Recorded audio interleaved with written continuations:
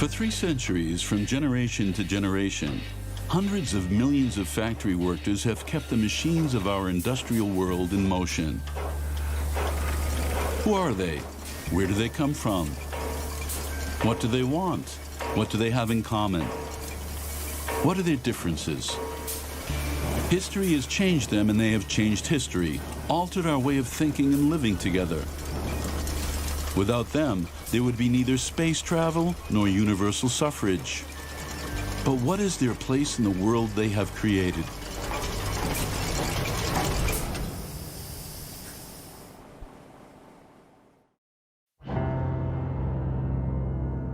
The first traces of social inequality, which appeared in Europe just 7,000 years ago, are unimpressive.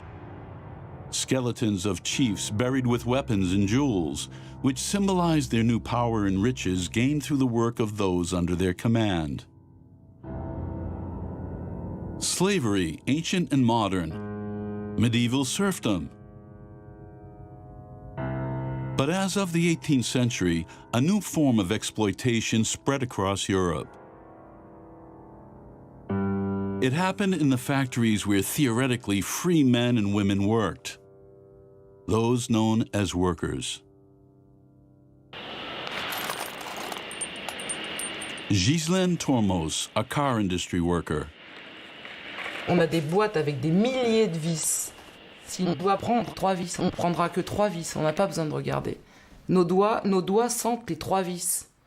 Et combien de fois je prends dans la boîte, je me dis, je vais bien en prendre 5 quand même. Non, il y a toujours ces 3 vis. Si je dois en mettre 4 de l'autre côté, ce sera 4 vis que ma main va prendre. Elle en prendra pas 5. Et on sent si une petite 4e vis veut s'accrocher. Non, c'est assez impressionnant en fait, la façon dont on est conditionné. On est super conditionné. Je suis sûre que même les yeux fermés, on est capable d'éviter les voitures qui passent, tellement le corps, les odeurs, les bruits, le son. Et puis ces sonneries continuelles. Dès qu'on fait des bêtises, ça sonne. Vous sonnez, ça sonne pour la prise d'équipe, ça sonne pour la fin d'équipe, ça sonne parce que vous avez fait une connerie, ça sonne. Donc toute la journée, vous êtes avec ces sonneries débiles. Ta-na-na-na, na-na-na-na. Celle-là, c'est pour les pauses. Et l'autre, c'est... Ta-na-na, ta-na-na, ta-na-na, ta-na-na. Ça, c'est quand on fait des conneries. Ça, voilà. Donc ça, c'est pour avertir qui, on ne sait pas. Mais alors, vous avez des grands panneaux qui ciblent bien l'endroit. Donc au moins, le chef, même s'il est loin, il sait qui fait sonner la ligne, quoi.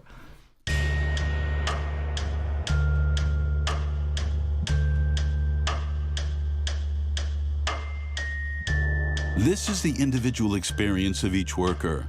But there is also another reality, engraved in our collective memory since the beginning of cinema. Leaving the factory gates. This was filmed in 1900 in England, near Manchester.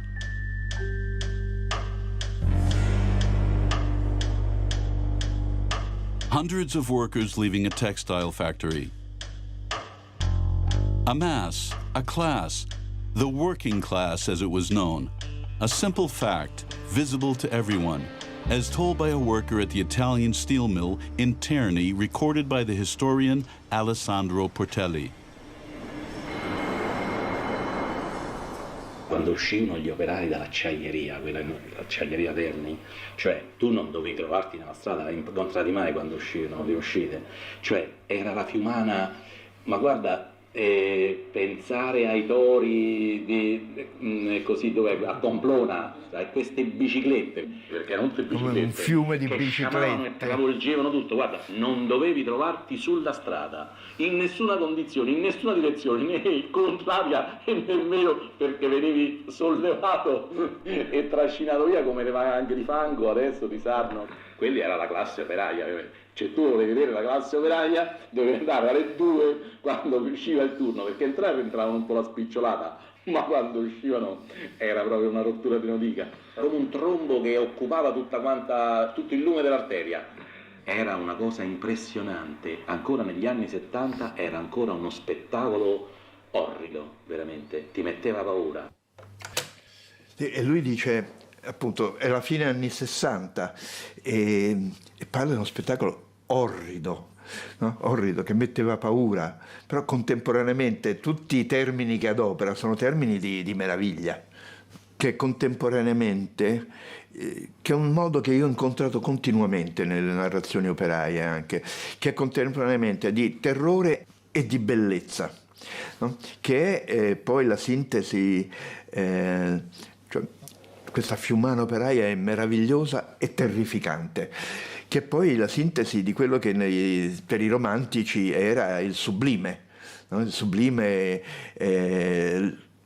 Giacomo Leopardi, il grande poeta italiano, la eruzione del Vesuvio, terrificante e bellissimo. No? La differenza, questo sublime operaio, come l'ho chiamato, è che l'eruzione del Vesuvio, il cielo stellato di cui parla Kant, sono o fenomeni naturali o creazione divina. Qui la fabbrica è un sublime profondamente umano.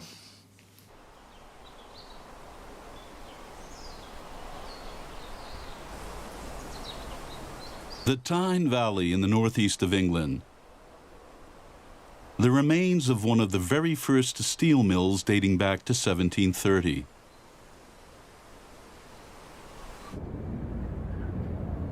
These more recent ruins, as can be seen all over Europe today, are those of the steel mill at Sειρά in Belgium.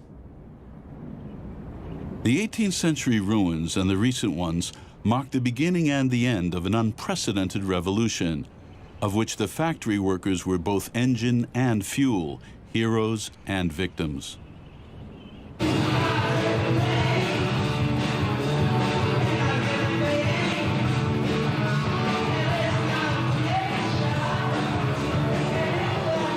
Christmas Day, 1977, in Yorkshire, England. The Sex Pistols gave their last ever UK concert.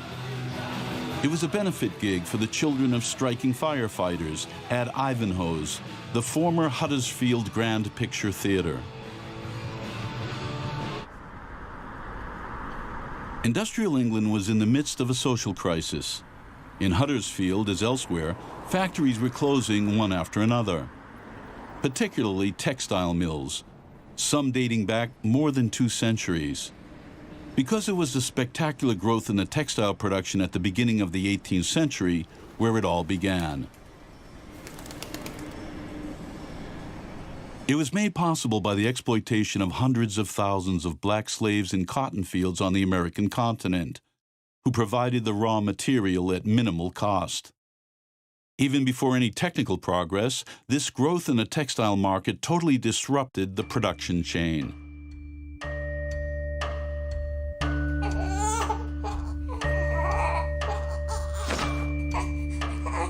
Until then, weavers who owned their own looms worked at home as a family.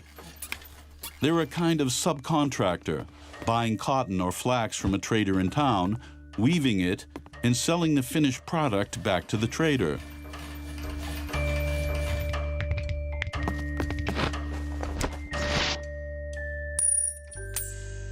But in a quest for greater profits, traders decided to take control of the whole chain. They invested in several looms, which they installed in a single place, a factory. This faster and more rational production allowed them to produce more cheaply. The independent weavers were unable to compete.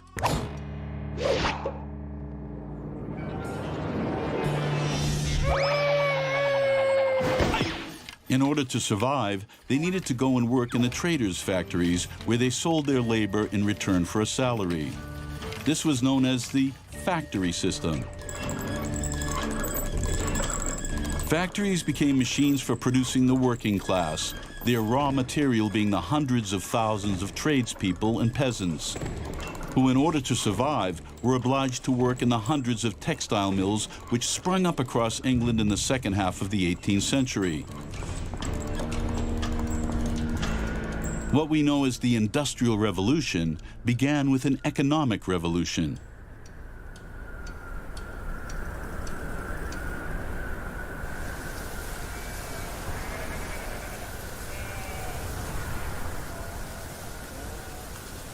The new economy, based on commerce and the quest for maximum profit, also caused upheaval in the countryside.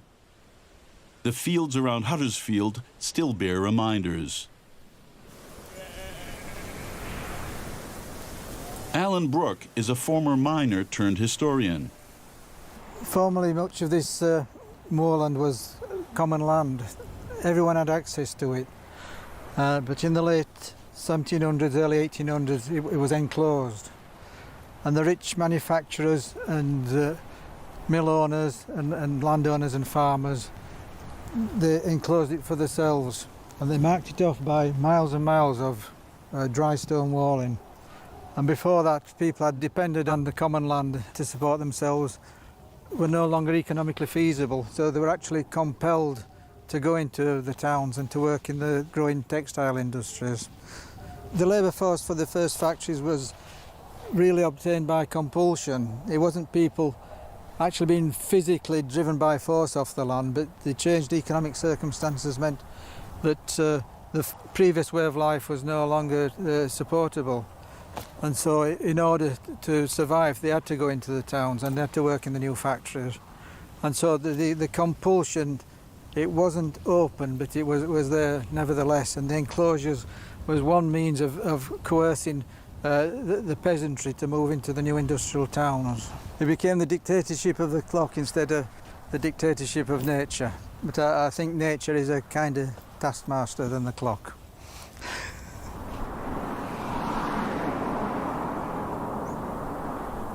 In England, this confiscation of common land was tactfully referred to as enclosure. In the Scottish Highlands, it was more bluntly called clearance.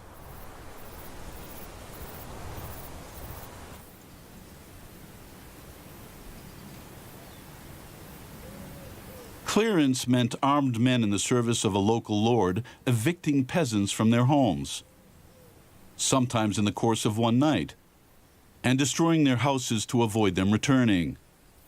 The peasants were replaced by sheep, the wool trade giving particularly good returns. The village of Arriconan underwent clearance in 1848. Arthur McIver is a historian. Using their fortunes derived from plantations in Jamaica, from trading in rum, spice, cotton, and slaves. The Malcolm of Portallock estate owners, the estate owners here, decided to rationalise their farming methods and undermine the types of farming that had traditionally been done. And effectively, they were looking towards clearing out the tenant farmers to consolidate their farms into much larger units and then to bring in sheep. And the idea behind all this, I think, was to create a kind of farming system which was much more profitable, much more commercial.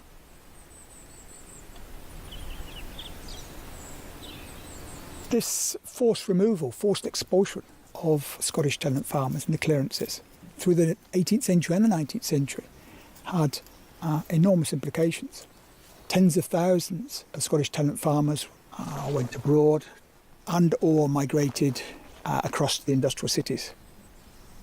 So without the kinds of changes that were taking place on the land, without the labour for factories, mines and industrial units in the cities, industrialisation just wouldn't have been possible. In the Highlands and Islands with the clearances, it's the destruction of a traditional way of life, a Gaelic way of life, the erasure of that way of life. Similarly, we take the pattern forward. You've got the destruction and erasure of a working class, a vibrant working class community and way of life and with the industrialisation in the later 20th century. So yeah, there are, in a sense, repeated patterns over time over 2 centuries, we can see a similar disregard for human values, for the community values, the dominance of a kind of faceless competitive system.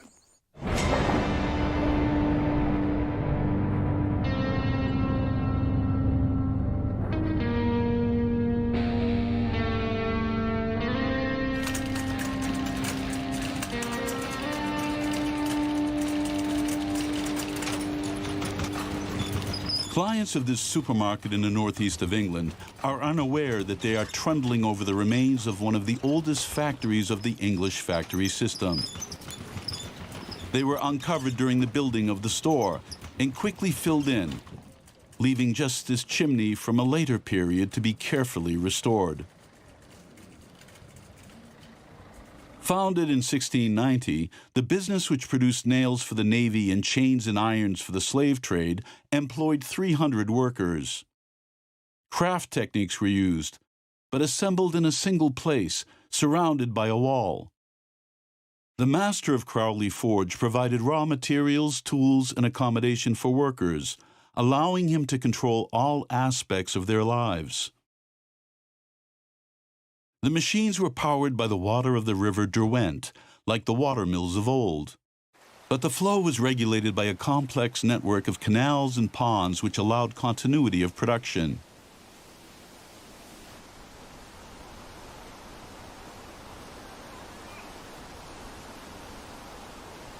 Among the vestiges, the signature of Crowley himself was discovered. After having tamed nature, he went about taming his workers. He was a pioneer in the subject, and the first to put into practice the famous formula of the comedian Coluche.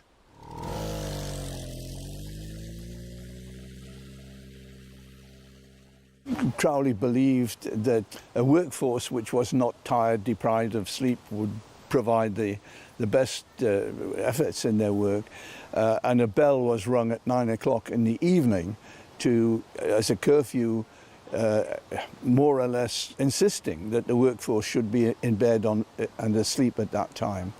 And the bell was rung periodically throughout the day, at the break times, at the break for meal times, and so on and so forth. Their eye was kept on the ball. The bell rang, they started work. The bell rang, they went to their beds. And the bell rang, and they had a break. So that was the way in which the factory system first started, because at the time the cottage industry workers with the skills set their own pace, they did their own thing in their own time and so on, and they were not subject to the discipline of working to a time scale. Crowley was also the author of the oldest known factory regulations. More than 100 clauses designed to bend the new working class to the law of the factory. Clause 103 devotes 8 pages just to the subject of time. Where, as it hath been found by sundry I have employed by the day, have made no conscience in doing a day's work for a day's wages, it is hereby declared that the intent and meaning of 80 hours must be in neat service after all deductions for being in taverns, alehouses, coffee houses, breakfast, dinner, playing, sleeping, smoking, singing, reading of news history, quarrelling, contention, disputes of anything else foreign to my business that does not altogether belong to me. In other words, he's saying, you're working for me. You concentrate on the effort that you're putting into my business, and there is no scope for any of my workers to have drinks, to have coffee, to have disputes with themselves, and so on and so forth. And any of the workers transgressing any of those edicts in his rules would face the court and be accused of not complying with his rules. That should apply today, should it not, in many business activities.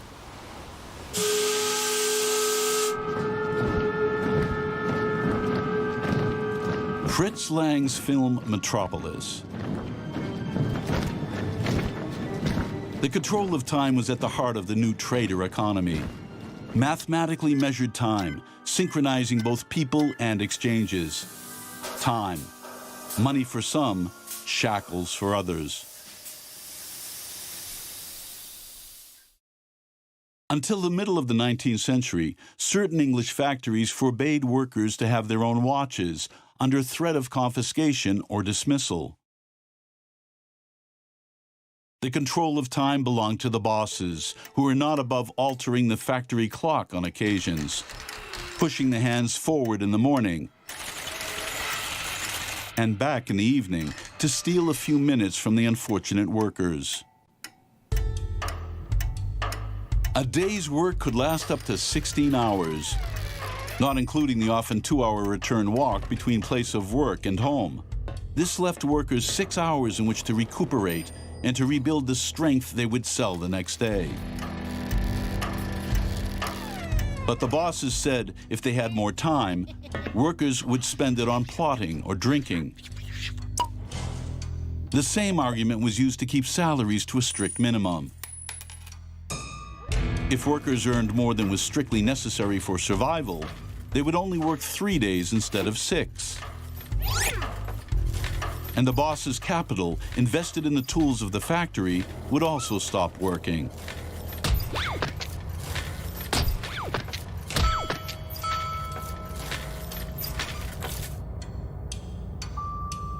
Hence the argument often used by bosses before English tribunals. Workers who refused to work 6 days out of 7 were depriving them of their profits, were stealing from them.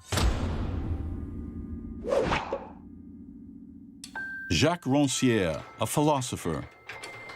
Ce qui est central pour définir l'être ouvrier, et du même coup, on peut dire la souffrance ouvrière, c'est l'absence de temps. Bon, normalement, quand on pense ouvrier, on pense le travail, les pénibilités du travail, les heures de travail, mais comme heure, disons, de souffrance au sens de la difficulté. Ou bien, au contraire, on pense au travail ouvrier comme source de fierté et ainsi de suite. Or, bon, ce qui m'a frappé, bon, lorsque j'ai lu tous les textes ouvriers des années 1830, 1840, c'est que quand même, le principal problème, c'est le fait que on n'a pas le temps, c'est le fait qu'on est contraint, qu'on ne dispose pas finalement des moyens de vivre, quoi. Et bien sûr, ce qui m'a intéressé, c'est que quand j'ai relu La République de Platon, parce que je voulais en quelque sorte m'introduire une perspective par rapport à ma recherche sur l'archive ouvrière, ce qui m'a frappé, c'est que Platon le dit, tout au début de La République, il dit que pour que le travail soit bien fait, il faut que l'ouvrier soit là tout le temps. Il n'a pas le temps d'être ailleurs que dans son atelier ou dans son lieu de travail. Ce qui est évidemment une absurdité, surtout dans un type d'économie relativement primitif, celui dont il parle. Ce qui veut dire qu'en réalité, l'absence de temps, c'est quelque chose comme une contrainte symbolique. Au fond, c'est ça qui a été reproduit, on peut dire, un petit peu continuellement au fil des siècles. À savoir qu'il y a des gens, ça peut être les ouvriers, ça peut être les femmes, qui ont leur lieu et leur emploi du temps qui est bien assigné, quoi, et qui n'ont pas à s'occuper d'autre chose. Au fond, il y a cette espèce de grand partage fondamental entre ce qu'on appelait dans l'Antiquité des hommes actifs, c'est-à-dire des gens qui sont capables justement d'avoir la disposition de leur temps, de se fixer des buts d'action, ou même éventuellement de goûter le loisir, et puis ces hommes qu'on disait passifs, qu'on disait parce que, ils étaient censés vivre au fond le temps comme une espèce de contrainte, une nécessité de tous les jours, sans aucune possibilité d'avoir des vues à long terme, sans aucune possibilité de sortir du cercle de la contrainte et des besoins matériels.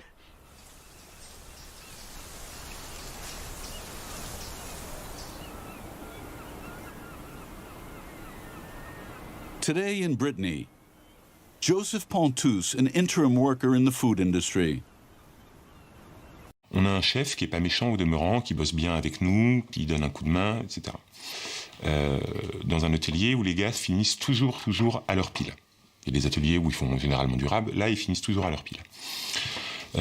C'était un lundi, donc on était reposé du week-end, tout allait à peu près bien. Il restait 5 vaches à couper. 5 vaches, ça prend 5 minutes. Les gars se concertent entre eux, ils disent « Allez, on n'est pas à 5 minutes près, on va faire les 5 vaches. » Ils font les 5 vaches, c'est la première fois de ma vie que je les voyais faire du rab. Le chef vient les voir, leur dit merci, merci. C'est comme si sa vie en dépendait des 5 vaches qu'il avait. Le lendemain, on finit 10 minutes en avance. 10 minutes en avance. On se dit, bon, voilà, il va nous laisser partir, il va pas nous faire chier pour... Le même chef, il fait, ah bah il y a des vaches qui ont été tuées du jour, là on peut s'en tuer une dizaine, comme ça on prend de l'avance pour demain. Et je crois qu'en rentrant ici, à la maison, j'ai pleuré. J'ai pleuré déjà de cette humiliation, enfin... Oui, d'humiliation, quand même. C'est complètement comme une humiliation, d'incompétence du chef, qui est un bon bosseur, hein, mais je pense qu'il n'a jamais fait d'école de management ou de ressources humaines ou quoi que ce soit, de ne pas comprendre à quel point c'était du mépris envers les gars de ne pas leur filer 10 minutes.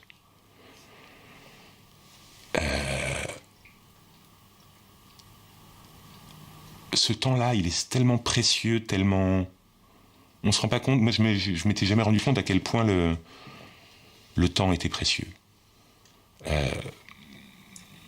La principale phrase qu'on dit à l'usine, c'est est-ce que quand quelqu'un te demande un truc, non, j'ai pas le temps. J'ai pas le temps. T'as toujours quelque chose à faire. Toujours. Et là, pour 10 minutes où il ne s'est rien passé en plus, une petite humiliation supplémentaire et tu vas encore bosser.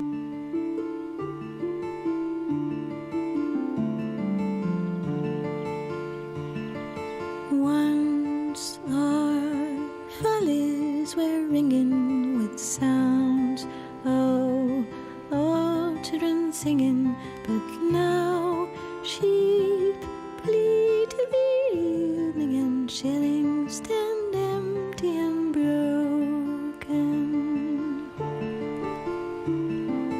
Hush. New Larnac, a cotton mill from the early 19th century. It's out in the wilds on the banks of the River Clyde, a few kilometers from the old village of Larnac. You're immediately struck by the size of the site, even though this was nothing exceptional for the period. It comprised the factory workshops as well as the dwellings where thousands of workers and their families were housed, people who worked and lived here up until the middle of the 20th century.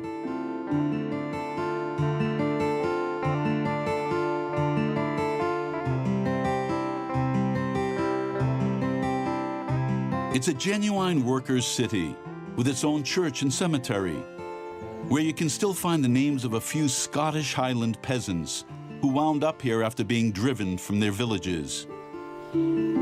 Stood with heads bowed in prayer while factors laid cottages bare, the flames fired clear mountain air, and many were dead in the morning. Like all the large textile mills of the period, New Larnac stood on the banks of a river, the Clyde, upon which it depended to keep the machines turning.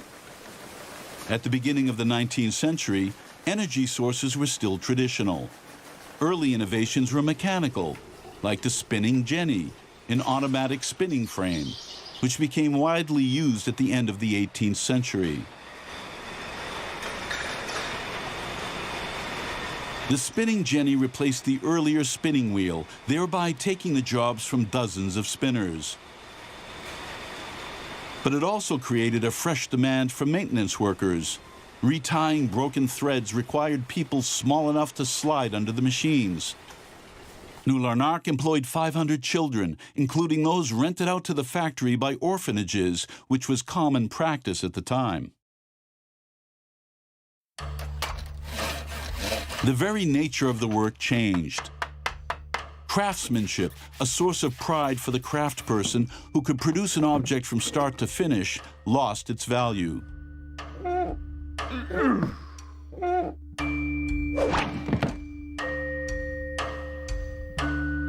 In the new mechanized factories, jobs were divided between several workers, each completing only a fragment of the task which mechanization rendered even simpler.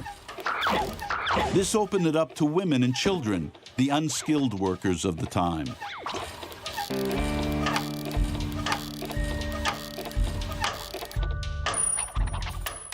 In any case, wages were so low that families could only survive if everyone went to the factory.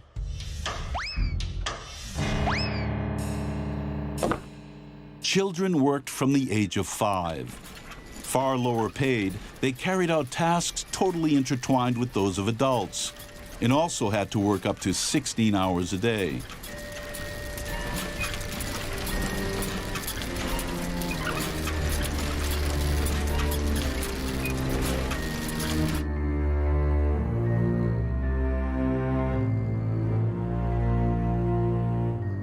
Still at the end of the 19th century, the American Lewis Hine took these photographs of children in the large textile mills.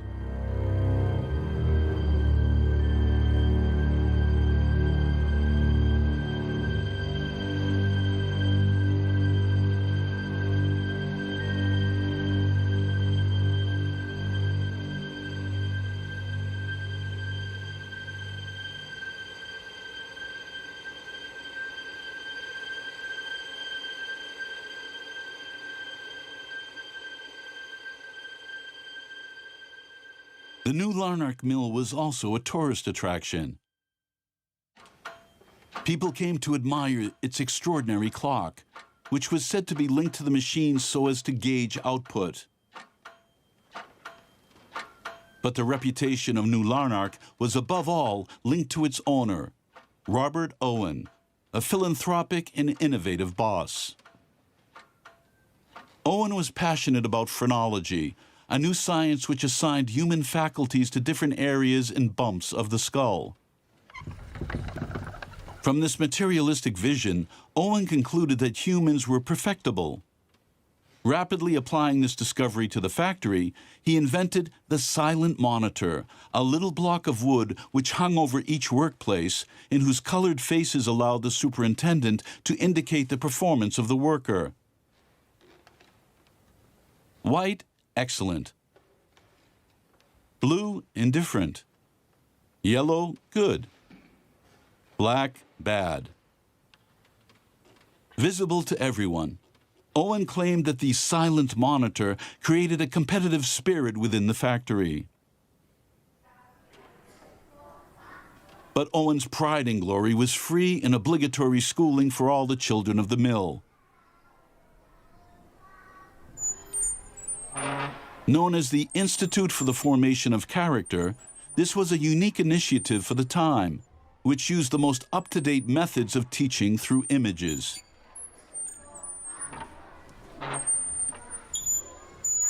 Important visitors were invited to a dance performance given by the children.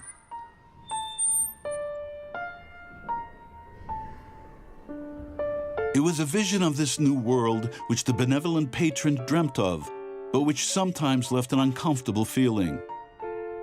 One friend of Owen's remarked that the perfect regularity of the children's movements made him think of puppets, who would be manipulated by the great wheel of the factory. He considered that Owen exerted absolute control, like that of the master of a slave plantation.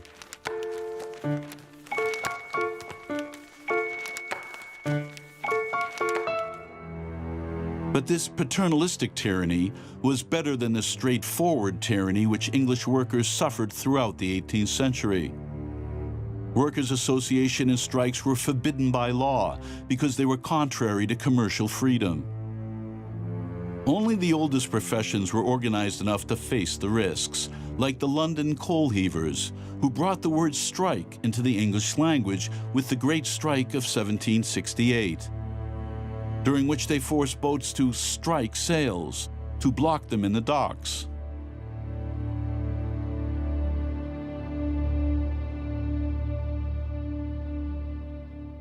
In the absence of strikes, other forms of protest inherent to peasant traditions were available.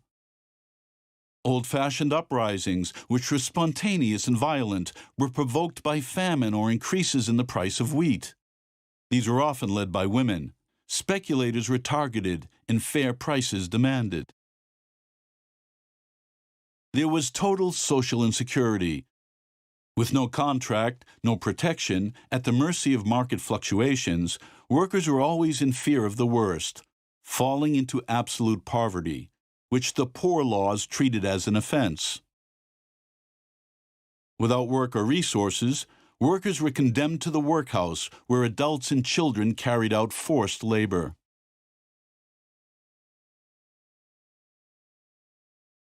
Between laws forbidding unions and laws criminalizing poverty, workers who didn't have the right to vote found themselves trapped in the shackles of legislation.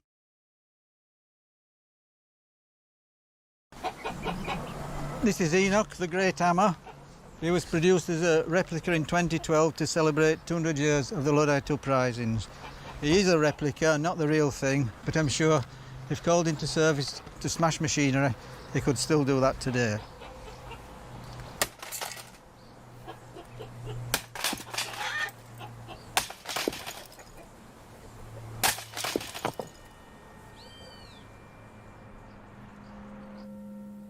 And this is the real Enoch, the great hammer which the inhabitants of Yorkshire in the north of England used in 1812 to destroy the new machines which threatened their survival. Today, the hammer stands in a glass case in Huddersfield Museum, surrounded by the truncheons used by law enforcement officers and the sword of one of the soldiers which the government sent in by their thousands to quell the greatest uprising which England had seen since the 17th century. The insurgents were wool craftspeople, carders, and particularly cloth shearers, whose job was to shear wool cloth to make it smoother using heavy shears, which demanded a lot of strength and skill. Operating a mechanical shearer needed neither of these.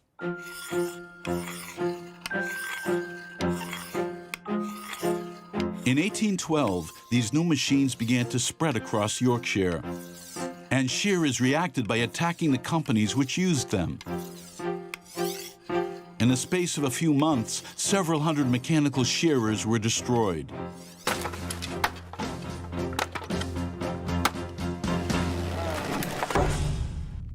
Manufacturers offered rewards, the army occupied the region, and Parliament passed a law punishing machine destroyers with the death penalty. Arrests, judgments, executions. But the movement was not just corporatist. The mythical General Ludd, hailed by the insurgents, was a righter of all wrongs in the tradition of Robin Hood. No general but Ludd means the poor any good, proclaimed this entrance pass to one secret meeting. Come, cropper lads of high renown, who love to drink strong ale that's brown, and strike each haughty tyrants down with hatchet, pike and gun. The cropper lads for me, the gallant lads for me, who with lusty stroke the sheer frames broke, the cropper lads for me. The only images of the insurgent Luddites which we have are those from government propaganda, depicting them as cowardly pillagers disguising themselves as women before attacking. But in popular folklore, they were heroes whose exploits were sung about. Night, fine night, when all is still and the moon is hid behind the hill, we forward march to do our will with hatchet, pike and gun. Great Enoch still shall lead the van, stop him who dare, stop him who can. Press forward every gallant man with hatchet, pike and gun. Come all you croppers of stout and bold, let your faith grow stronger still. These cropping lads in the county of York broke the shears at Horsfall's mill. They broke the shears and the winders too, set fire to the Taslin mill. They formed themselves all in a line, like soldiers at the drill. For the most spectacular attacks, several hundred Luddites gathered at night in the countryside around Huddersfield. There was military discipline. All those present swore an oath, an action which engaged them all the more since a new law punished illegal oaths with deportation to the colonies.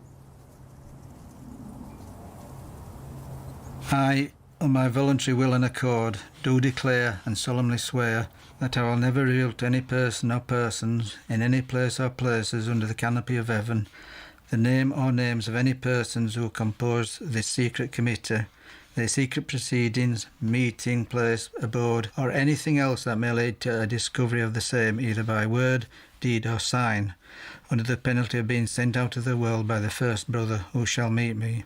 I furthermore do swear that I will use my best endeavours to punish by death any traitor or traitors, should any rise up amongst us, wherever I can find him or them, and though he should fly to the verge of nature, I will pursue him with unceasing vengeance, so help me God, and assist me to keep this my oath inviolable. Amen.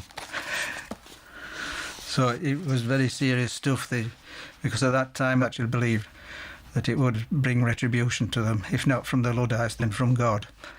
The problem with the Luddites, as with many working class movements, is, especially at that time, that with being clandestine and underground and not being able or willing to keep any written records of the meetings, for example, we don't have any first-hand account of what they actually thought about what they were doing, about what their actual motivations were. It's quite right to see them as being that transition between old forms of struggle and new forms of struggle. They're sort of looking both ways, of looking back to the past and the domestic system of production which they wanted to maintain, but also the forms of struggle that were being forced into, such as petitioning Parliament and organising. They looked forward to the new industrial system which they were trying to fight against.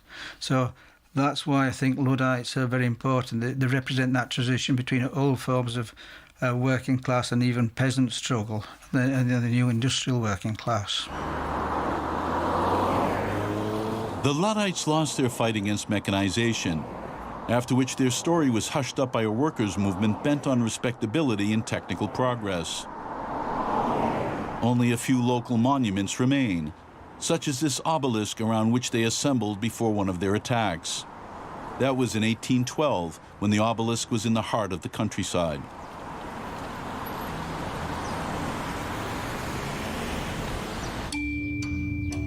Huddersfield in 1847. 30 years after the uprising, the Industrial Revolution took on a new face. With this smoke from factory chimneys, the train passing in the distance, steam power replaced the early hydraulic power, fixing the image of the industrial world for the century to come.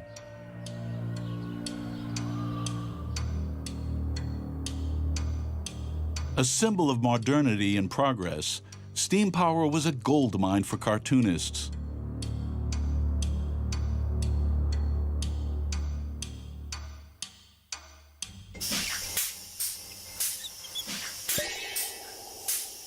For the workers, it was less amusing.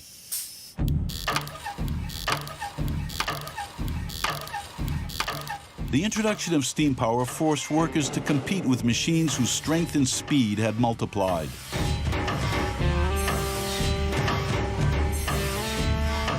As the rhythm became faster and faster, accidents multiplied.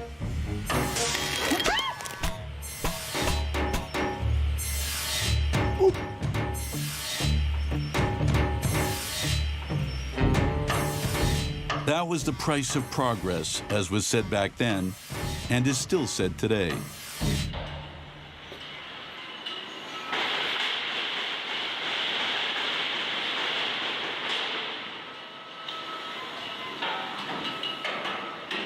J'ai une dame une fois qui m'a demandé, qui m'a dit, mais justement avec l'automatisation, c'est pour le bien-être des ouvriers, vous devriez être content. Je lui dis, mais madame, moi, plus un robot va vite, plus je suis obligé, moi, d'aller vite. Ça n'a rien apporté à l'ouvrier, en fait. L'ouvrier, il est obligé de s'adapter à la cadence d'un robot.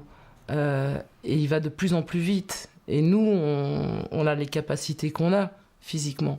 J'étais sur le poste des C2, je faisais les petites voitures C2, et je faisais les portes. J'avais plus de 6 tonnes par jour, en fait, en portant les différents matériaux que j'avais à donner pour construire une porte. C'était 6 tonnes par jour, mais aussi il y a le danger. c'est du galva, c'est des lames de rasoir.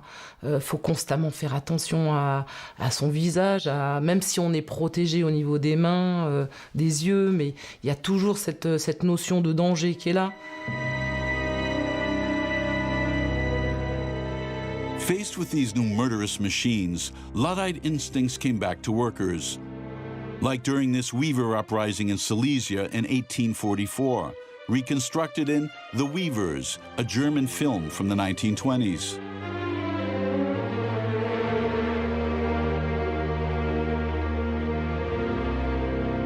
We have no direct testimony from German Luddites, but a novel of the time spoke for them. Stefan Berger is a historian.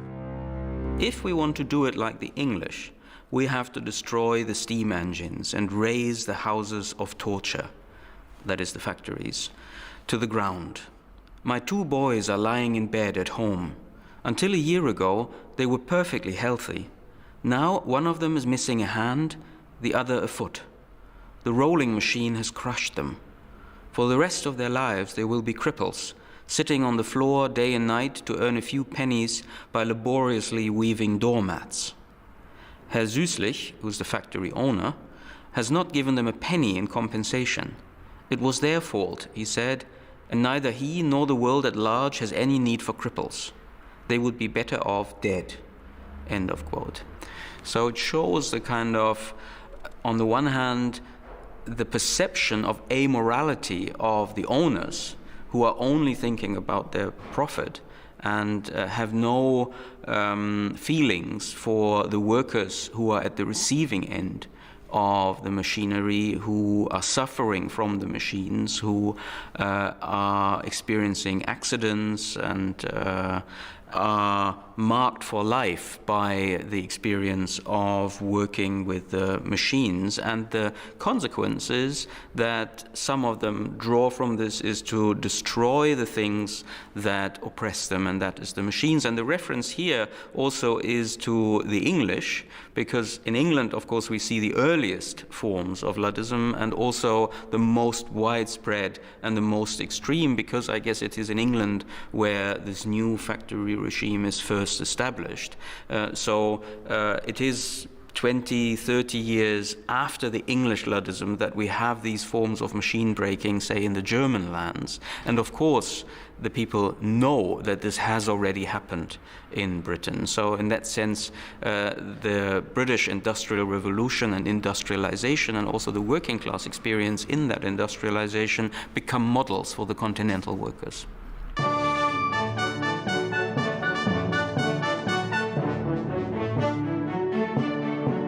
At the very moment when England was inventing a new industrial world, the French Revolution, as seen here by the filmmaker Abel Gance in the film Napoleon, was inventing a new political language, decreeing, at least in principle, the rights of man and of the citizen.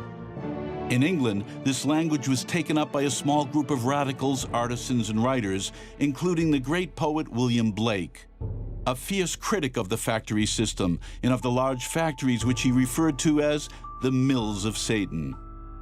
They think they have done me no injury, and are gone to praise God and his priest and king, who make up a heaven of our misery, says one of his poems. But repression in the war with France, which broke out in 1794, forced these English revolutionaries into hiding. Government propaganda lashed out against these bloody sans-culottes and the satanic partisans of universal suffrage.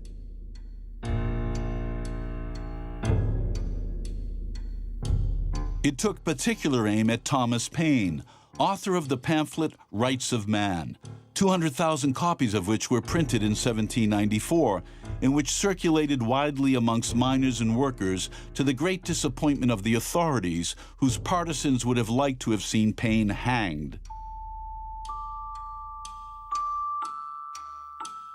After the end of the war with France and the failure of the Luddite uprising, radical ideas came back out into the open and spread amongst workers thanks to several illegal newspapers with evocative names: the Gorgon, the Black Dwarf, the Medusa. These newspapers were systematically banned. the journalists imprisoned, the vendors condemned to public flogging. Workers shouldn't think, declared one English lord. No more than lords should work at looms and machines. Radical ideas emerged. The world is divided into two great classes, those who produce, the productive class, and those who profit, the parasites, was to be read in the Gorgon in 1818. On the 16th day of August 1819, there many thousand people on every road were seen, from Stockport, Oldham, Ashton, and from other places too. It was the largest meeting that reformers ever knew. With Henry Hunt we'll go, my boys, with Henry Hunt we'll go. We'll mount the cap of liberty in spite of Nadine Joe. In August 1819, 60,000 workers and artisans assembled in Manchester to listen to the famous radical speaker Henry Hunt and demanded political democratization and the right to vote for all. The army charged the crowd, leaving 15 dead. The government thereby demonstrated that it was ready to crush any peaceful demonstration with the same force it had used during the Luddite uprising.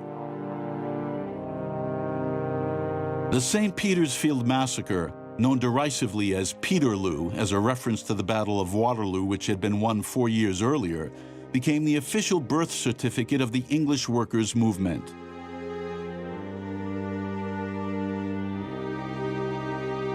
This old political banner is a tribute to the victims.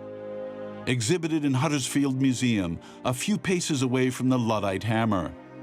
It dates back to 1820 and was in all the workers' demonstrations of the 19th century. It demands universal suffrage, freedom for England, Scotland, and Ireland, the abolition of slavery. Am I not a man and a brother? Written in biblical language, this demand was to be the legacy of the first generation of English workers to the following generations. The desire to be recognized as equals, whole human beings, men amongst men.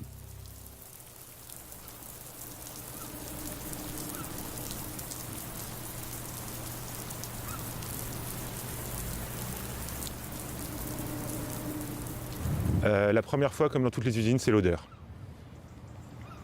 L'odeur infecte. Et ce qui est terrible, c'est qu'au bout de 2-3 jours, l'odeur, on s'habitue. On ne se sent même plus. Les premiers jours ici, je venais en bus. Le bus, il s'arrête pas loin là-bas. Et quand je revenais de ma journée de boulot, j'étais seul à ma place dans le bus, il n'y avait pas grand monde à côté de moi. Les gens, ils peuvent aussi repartir par bateau pour aller de l'autre côté de la rade. Et ceux qui bossent ici, on les sent. Mais nous, on ne se sent plus. Et au bout de 2 jours, on ne sent plus la crevette, on ne sent plus le poisson, on ne sent plus rien. Là, je bosse à l'abattoir, je ne sens plus la viande, il paraît que j'ai une odeur de mort quand je rentre. Le premier truc qui surprend, c'est l'odeur. Après, ce qui surprend énormément, c'est ce rapport au temps qui avance de manière inflexible. C'est absolument terrifiant, en fait. D'un côté, c'est le temps qu'avance d'une manière... le temps de la chaîne qu'avance d'une manière effrayante et implacable. Et de l'autre côté, c'est le temps de la journée de travail qui n'avance pas. C'est-à-dire que les journées sont infiniment longues, infiniment pareilles. On n'en voit pas le bout. À peine on est sorti de là, on a quelques heures pour se reposer, aller dormir très rapidement. Et le lendemain, c'est la même. Toujours ce monstre de métal là qu'on voit en face. Je suis sûr que si on revient là dans 20 ans, ça sera pareil. Rien n'aura changé. Il y aura toujours une production à assurer. Il faut que la production continue. Et à l'intérieur, il y a des hommes et des femmes qui sont complètement interchangeables. On s'en fout de leur histoire, on s'en fout de leur passé, on s'en fout de leur vécu, on s'en fout de leur douleur, au dos, aux bras, aux jambes. Mais il faut que la production continue.